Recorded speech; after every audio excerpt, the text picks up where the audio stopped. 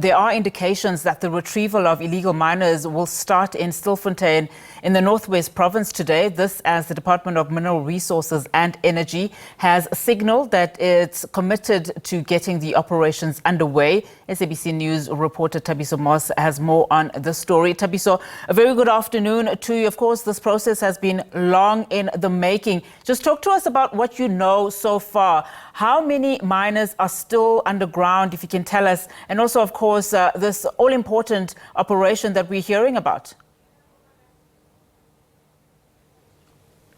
Good afternoon, Unati, and our viewers at home. What I can confirm at this stage is that the retrieval, or if you like, the rescue operation, has officially begun. It started about, let's say, 35 minutes ago. That's when we've seen the container being lowered underground. But let me step out of the shot just to show you what is happening behind me before I introduce my guest to our conversation. So that's where the operation is happening. The retrieval or rescue operation of these illegal miners is happening. When we arrived here in the morning, the rescue team was already here preparing and assembling all the equipments that are going to be used in this retrieval operation. So what do we understand in terms of the number of illegal miners that are still underground at this stage?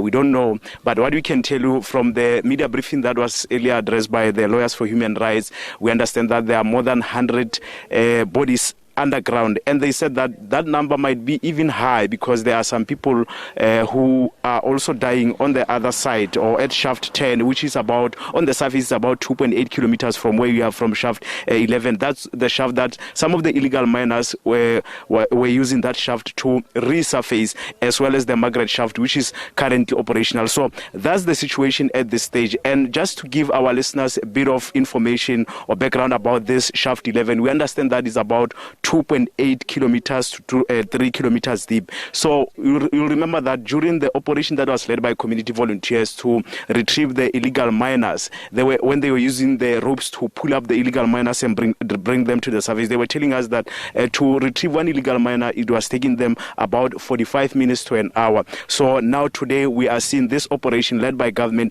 officially beginning here at shaft number 11 in Stilfontein, Unati. So I'll introduce to our conversation our guest, Mametlo Sebei. He's from the Lawyers for Human Rights. They spoke to us earlier on saying that this retrieval operation led by government is long overdue. Government has been dragging its feet to start with this operation, also lamenting or criticizing government for taking so long, and also saying that the shaft 11 is a graveyard, and they are saying that government should be held accountable for the deaths of illegal miners, that the organization is claiming that there are more than 100 bodies underground. But let me speak to Mametlo Sebei. You were there when the container was lowered underground to kickstart this retrieval operation of the illegal miners. Just tell us what you have seen then. Well, yes, as you correctly pointed out, we went there, and I think we satisfied ourselves that the rescue has commenced. The lift has went down, and with the two members of the community rescue team, there was a bit of a hurdle because the company that is going to be paid 12 million doesn't have the money for the people who actually do the work. And I think we had to take the responsibility and say, we'll pay them, just so that the rescue is able to commence. So it has commenced in earnest. And I think for us, this is a qualitative turning point in our long struggle and efforts to bring these miners to the surface alive. Long overdue, and after so many people have lost their lives needlessly.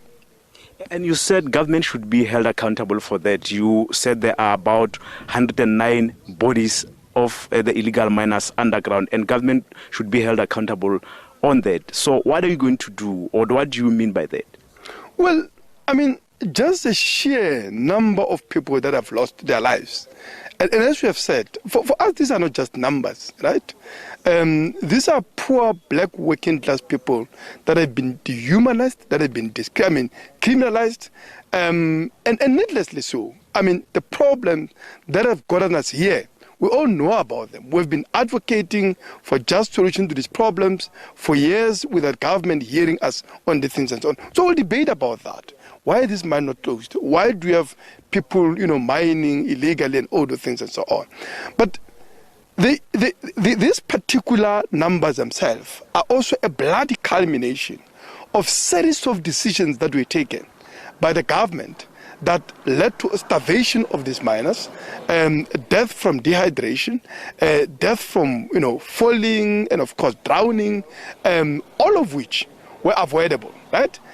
Any serious operation to get the miners in a situation where they could not have left this shaft on their own, and I think it's an important point to emphasize. Government had a choice. What the government should have done from the beginning is that you as Shaft 11, we are sending people down there to tell you, as a police, we've now blocked the entrance. Nobody can come down. People can only come up. But then allow the police system, that is, the people assisting them to come up with a rope to do so. If they have done that with a reasonable access of food, water, and medication, not only nobody would have died, we would not even have needed this amount of expenditure in terms of a professional rescue team and a specialized equipment that has now been brought at a cost of 1 million a day, a cost that will be partly borne by taxpayers, but also that I'm told that Mineral Council will be contributing, as well as many other people who have lost lots of resources. But I think much more important for us is the lives that were lost needlessly. Yeah. So what I'm asking is that, are you going to take government to task with regard to that, since when you are accusing them of killing, or that they should be held accountable for the deaths of those illegal miners? So are you going to approach the courts? Absolutely. I mean, we are already in court, as you know. Obviously, lots of the cases we currently have in courts, which are focused on the rescue, will be more or less moot, right? But moot as soon as all the miners are rescued. But for us, there has got to be accountability. It cannot be right that so many people die because of reckless and callous decisions that are taken by a bureaucracy that is indifferent to the suffering of our people, right? And there's no accountability for that. So one will certainly demand an inquiry into what has happened here, right? And obviously we say that where, and we believe there is a threshold for a criminal liability, that those that are responsible for this death must be criminally prosecuted. But I think also there's a case that need to be explored on the issues of civil claims. But we are certainly making calls for criminal inquiry and criminal prosecution of all those responsible. Thank you very much. That's Mametlo Sebei from the organization called Lawyers for Human Rights, talking to us, confirming that the retrieval operation was officially begun here at Shaft 11 in Stilfontein. So earlier on they told us that they are also going to get all the family members of the illegal miners. They'll have a mass prayer here tomorrow from the media briefing that they addressed earlier on with other community leaders here in Stilfontein. And it's back to you in studio.